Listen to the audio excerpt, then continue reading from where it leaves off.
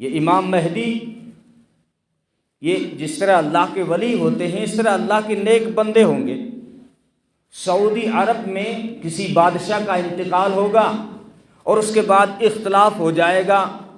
کہ جو ہے بادشاہ کون ہونا چاہیے، اور زبردست جو ہے نزاع اور جھگڑا ہو جائے گا، صلح کی کوئی گنجائش نظر نہیں آ رہی ہوگی،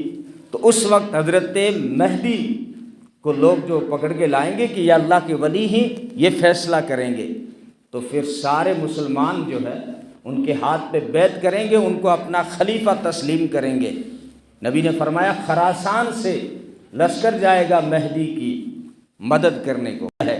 یہاں سے بھی کالے جھنڈے والے جائیں گے۔ تو حضرت مہدی کے زمانے میں حضرت عیسیٰ علیہ السلام کا نزول ہوگا، تکبیر لگ چکی ہے، مصلی پہ جا چکے ہیں۔ جیسے حضرت عیسیٰ علیہ السلام آئیں گے تو مہدی مصلی سے ہٹ جائیں گے،